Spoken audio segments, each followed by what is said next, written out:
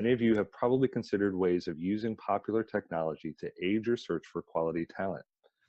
You want tools that provide a lot of information about job candidates at minimal cost.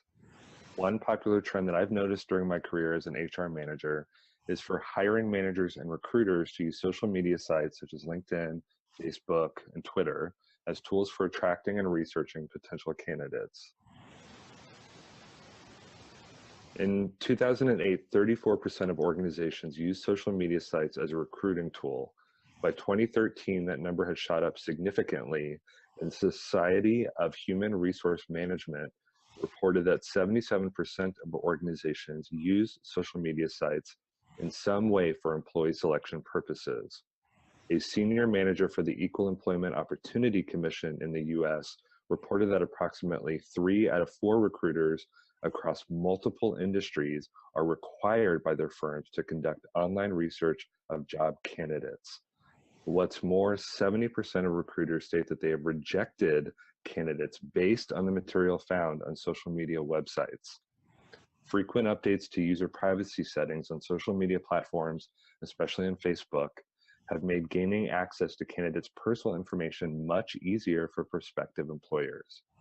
But does the information featured in candidates' social media profiles predict their job performance? Besides posing potential problems for job applicants, searching a candidate's social media profile presents organizations with potentially damaging consequences. First, much of the information uncovered by recruiters from looking at social media profiles is not job-related. For example, one's age, hobbies, religious views, political leanings, and marital and relationship status all appear in one's Facebook profile, but have very little to do with the person's ability to perform most jobs. Using much of this type of information for employee selection is considered illegal in most states in the US and in many countries around the world. Despite the trend of using social media sites in the employee selection process, research has shown that viewing candidates' social media profiles to predict a candidate's success in the role doesn't work. Last year, Van Iddeking, Lanovich, Roth, and Junko conducted a study in which they had staffing specialists and hiring managers from multiple organizations view and rate Facebook profiles of job applicants. These applicants were recent college graduates, and their Facebook profiles were used by the recruiters and hiring managers to rate them on 10 skills that are required for most jobs across any industry. After the applicant had been employed on the job an average of 13.7 months, the ratings made earlier by the recruitment professionals were compared to performance evaluations completed by each employee's supervisor.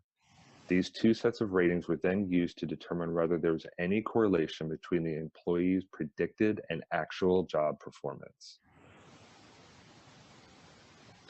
If you recall, 70% of recruiters had reported rejecting candidates based on the information contained in the candidate's social media profile. This study found, however, that candidates' social media profiles did not predict job performance. That is, recruiters' ratings of applicants were not related to supervisors' ratings of the employee after the employee had been on the job for longer than a year. I would like to emphasize here that this study was not performed in a lab setting, and it actually involved real job candidates that went on to be employees in actual organizations. The recruiters that participated in the study were also real recruiters that had an average of 6.4 years of experience recruiting and selecting employees.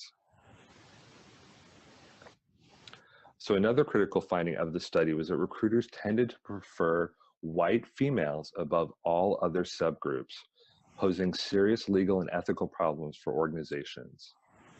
For companies looking to achieve meritocracy and prevent adverse impact, the findings of the study are extremely problematic.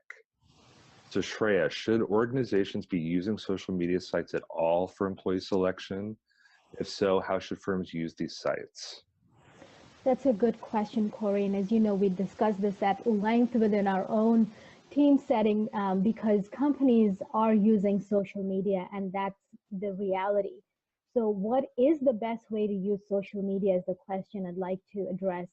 And just to point everyone to, in terms of where would you find these study findings to be most useful, we believe it's in the hiring phase. So to answer your question, Corey, I think the perspective that organizations need to take is what is their ultimate goal in using social media for hiring? And it should be to identify the most qualified candidates for their open positions. And as we look at the study findings, what we see is that unfortunately, by using social media, they may be disqualifying the most important candidates that they're looking to target, and that's a concern. The second thing that we learned is that if they do rely on the information that is available on social media, that may not be most representative of their fit with the role, so it may not be serving their purpose. So to answer your question, the best use of social media is perhaps in generating a large candidate pool. I just recently read a statistic that Facebook, the number of people who are on Facebook is similar to maybe the third largest country in the world.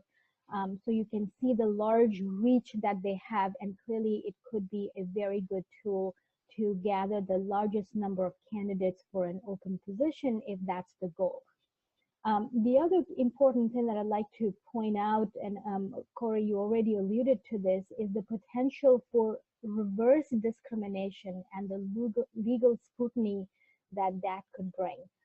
So as the study found, the recruiters, particularly in the United States, were more likely to select white female candidates by using social media, and that certainly could cause other kinds of problems for organizations, and therefore it is best to not use social media for screening purposes.